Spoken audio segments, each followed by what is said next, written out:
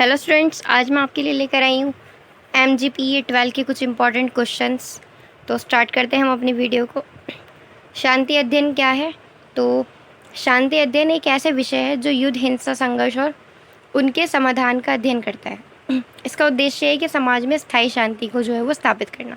कि अगर हम शांति का अध्ययन करते हैं तो हम किस किस विषय के बारे में पढ़ेंगे, तो हम युद्ध के बारे में, हिंसा के बारे में, संघर्ष के बारे में और उनके समाधान का अध्ययन करेंगे कि हम उसका समाधान कैसे निकाल सकते हैं और हम किस तरह से जो है वो शांति की स्थापना कर सकते हैं। तो इसका उद्देश्य यही होता है कि हमें समाज में जो है वो स्थायी शांति बनानी है, मतलब परमानेंट पीस जो है वो चाहिए। मुख्य बिंदु इसके ये हैं कि हिंसा के कारणों का अध्ययन करना है हमें, कि हिंसा जो हो रही है उसका कारण क्या है, किस वजह से जो है वो हिंसा जो है वो की जा रही है। तो पहले हम उसके कारण को देखेंगे, फिर हम उसका समाधान निकालते हैं।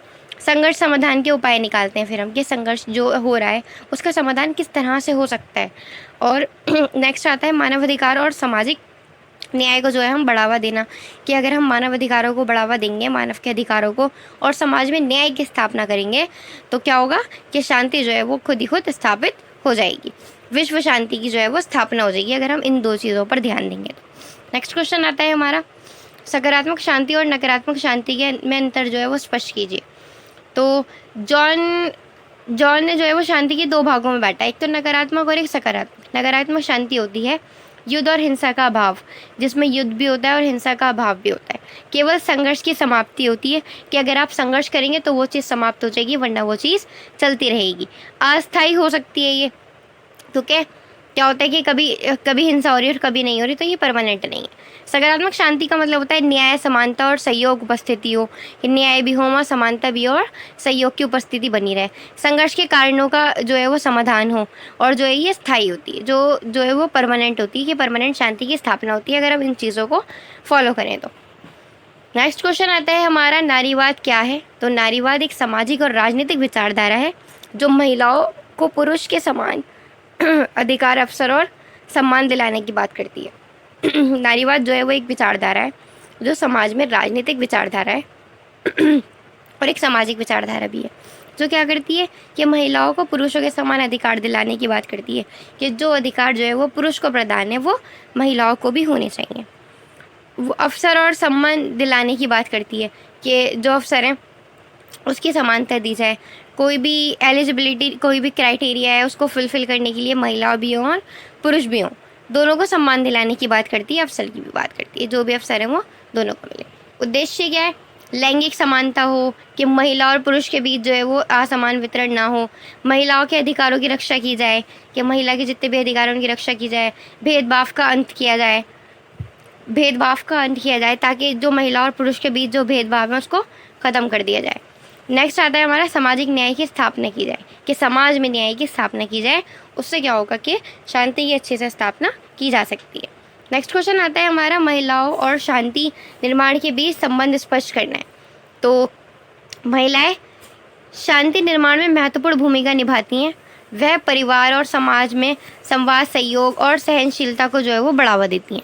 क्यों? क्योंकि महिला जो है वो क्या करती हैं, बहुत अहम भूमिका निभाती हैं समाज में शांति बनाए रहने के लिए, क्योंकि वो परिवार में भी और समाज में भी संवाद करती हैं, सहयोग करती हैं और सहनशीलता को जो है वो बढ़ावा देती हैं, कि आपको थोड़ा बर्दाश्त करना सीखना चाहिए। तो महिलाओं का बहुत इम्पोर्टेंट रोल है शांति को स्थापित करने में। भूमिकाएं इसकी हैं, संघर्ष समाधान में मध्यस्थता होनी चाहिए, कि जब भी संघर्ष का समाधान हो रहा है तो बीच का रास्ता चुनो जिसमें दोनों जो है वो सहमति दिखाएं। शांति वार्ता में भागीदारी ली जाए। आप जो है वो शांति में जो वार्ता हो रही है, शांति के लिए जो शांति स्थापित करने की बात की जा रही है, उसमें आप जो है वो पार्ट लें। मानव अधिकारों की रक्षा की बात की जाए, कि मानव अधिकारों की रक्षा की जाए, चाहे कोई भी शांति स्थापना की जा रही है उसमें सिर्फ और सिर्फ जो मेन टॉपिक होना चाहिए वो किसको ध्यान में रखकर होना चाहिए, मानव के अधिकारों को।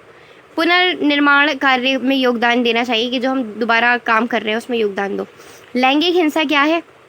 तो किसी व्यक्ति के साथ उसके लिंग के आधार पर किया गया शारीरिक, मानसिक, आर्थिक और यौन शोषण लैंगिक हिंसा कहलाता है। लैंगिक हिंसा वो होता है जो हम किसी के साथ भी लिंग के आधार पर जो भेदभाव करते हैं, चाहे वो शारीरिक क्यों ना हो, मानसिक क्यों ना हो, आर्थिक क्यों ना हो, या फिर यौन या फिर शोषण क्यों ना हो, तो वो उसको हम जो है वो लैंगिक हिंसा कहते हैं, जो हम जो है वो किसी के भी शरीर के आधार पर, मानसिक के आधार पर जो है वो करते हैं। प्रकार घरेलू हिंसा हो सकती है कि घर में जो हिंसा होती है वो की जाती है। दहेज उत्पीड़न होती है कि जैसे महिला जो है वो दहेज कम, मतलब महिलाओं को जो है उसके लिए शोषित किया जाता है कि आप जो है अपने घर से दहेज कम लाई हैं। यौन उत्पीड़न होता है, बाल विवाह किया जाता है कि छोटी सी उम्र में जो है वो बच्चों का विवाह कर दिया जाता है। और मानव तस्करी की बात भी जो है वो लैंगिक हिंसा में आती है, जो लैंगिक हिंसा के आधार पर की जाती है। महिलाओं के विरुद्ध, नेक्स्ट क्वेश्चन आता है, महिलाओं के विरुद्ध हिंसा के कारण बताइए। जो महिलाओं के विरुद्ध हिंसा की जाती है उसके कारण क्या है? तो पितृसत्तात्मक समाज व्यवस्था है कि यहाँ पे सिर्फ पुरुषों की प्रधानता दी जाती है कि पिता के बाद जो है वो पुत्र ही उस गद्दी को संभालेगा, एक महिला नहीं संभाल सकती। तो पितृसत्तात्मक समाज जो है वो बहुत अच्छे से चला आ रहा है, जिसकी वजह से जो है वो महिलाओं के साथ जो है वो विरुद्ध हो रहा है, हिंसा का कारण बन रही है। अशिक्षा है कि बहुत कम लड़कियों को पढ़ाया देना मतलब जाता है कि लड़कियां जो है वो इतना नहीं पढ़ती, कम पढ़ती हैं क्योंकि उन्हें घरों के काम करने पड़ते हैं। तो कुछ लोगों का ये मानना है, लेकिन आज के टाइम पे ऐसा कम देखा जाता है क्योंकि आज लोग डेवलप हो चुके हैं, तो अब कोई ऐसा नहीं है। लेकिन फिर भी ये कई घरों में, कई गाँव में अगर आप जाके देखें तो फिर भी लोगों की मानसिकता यही है कि अशिक्षा जो है वो अशिक्षित रखा जाए महिलाओं को। आर्थिक निर्भरता कि जो है महिला जब अशिक्षित होगी तो या तो वो बचपन में से बड़े होने तक, जब तक उसकी शादी नहीं होती, या वो अपने पिता पर डिपेंड रहती है, या फिर जब शादी हो जाती है तो वो अपने पति पर डिपेंड रहती है। तो आर्थिक निर्भरता की वजह से भी जो है वो हिंसा का कारण है महिलाओं के लिए। सामाजिक रूढ़ियाँ है, समाज में बहुत सारी रूढ़ियाँ हैं। अगर हम कोई भी काम करने जाती है महिला तो यूँ कहते हैं ये काम आपके लिए नहीं है, ये आप नहीं कर सकती, ये पुरुष ही कर सकते हैं। तो सामाजिक रूढ़ियाँ भी हैं। नेक्स्ट आता है कानूनी जागरूकता का अभाव भी है कि कानून जो है वो, मतलब जागरूकता जो है वो भी कम है कानून की, तो जिसकी वजह से महिलाओं को जो है वो हिंसा का सामना करना पड़ रहा है। निवारण क्या है इसका ये निवारण है कि आप शिक्षा का प्रसार करें, ज़्यादा से ज़्यादा महिलाओं को शिक्षा प्राप्त करने दें। ठीक है, महिलाओं के सशक्तिकरण की बात करें कि उनका सशक्तिकरण किस में हो रहा है। कठोर कानून बनाए कि जिसने भी ऐसा करा उसको दंड दिया जाएगा अगर महिलाओं के विरुद्ध ऐसा काम किया जाए। और सामाजिक जागरूकता फैलाई जाए कि समाज में जागरूकता फैलाई जाए कि आप को जो है वो, मतलब महिला भी पुरुष के समान है, ये है। तो कुछ समाज में भी जागरूकता लोगों के अंदर फैलाई जाए ताकि लोग भी इस चीज़ को समझें। तो नेक्स्ट क्वेश्चन आता है हमारा, महिला सशक्तिकरण का अर्थ और महत्व बताइए। तो महिला सशक्तिकरण का अर्थ है महिलाओं को सामाजिक, आर्थिक, राजनीतिक और शैक्षिक रूप से जो है वो सक्षम बनाना। कि महिलाओं को जो है आप क्या करें कि सशक्त बनाएं, आर्थिक रूप से भी और सामाजिक रूप से भी और राजनीतिक रूप से भी और शैक्षिक रूप से भी आप जो है वो महिलाओं को सशक्त बनाएं। महत्व क्या है? लैंगिक समानता फैलाएं, गरीबी जो है वो कमी करें, लोकतंत्र को मजबूत करें आप, और राष्ट्र विकास जो है वो करें। नेक्स्ट क्वेश्चन आता है संकट समाधान में महिलाओं की भूमिका का वर्णन कीजिए। तो संघर्ष समाधान के लिए महिलाओं की भूमिका क्या है कि महिलाएं संवाद, सहानुभूति और सहयोग के माध्यम से संघर्षों को शांतिपूर्ण ढंग से हल करने में महत्वपूर्ण भूमिका निभाती हैं। क्योंकि महिला जो है वो अच्छे से संवाद करके, सहनशीलता भी होती है उनके अंदर, सहानुभूति भी होती है, सहयोग भी करती हैं वो, और के माध्यम से जो है वो संघर्षों का शांतिपूर्ण ढंग से जो है वो हल करती हैं, जिसमें वो महत्वपूर्ण भूमिका निभाती हैं। उदाहरण, सामुदायिक शांति समिति है, महिलाएं आंदोलन में भागीदारी लेती हैं, शांति वार्ताओं का प्रतिनिधि करती हैं कि वो भाग लेती हैं उसमें। नेक्स्ट क्वेश्चन आता है हमारा, मानव सुरक्षा की अवधारणा क्या है। तो मानव सुरक्षा का अर्थ है केवल राज्यों की सुरक्षा नहीं, बल्कि प्रत्येक व्यक्ति की सुरक्षा और गरिमापूर्ण जीवन सुनिश्चित करना है। कि मानव सुरक्षा का अर्थ है कि केवल आप जो है वो राज्यों की सुरक्षा नहीं, बल्कि क्या करें कि प्रत्येक व्यक्ति की सुरक्षा पर को जो है वो ध्यान में रखकर जो है वो काम करें, ताकि एक एक लोगों का जो है वो फ़ायदा हो।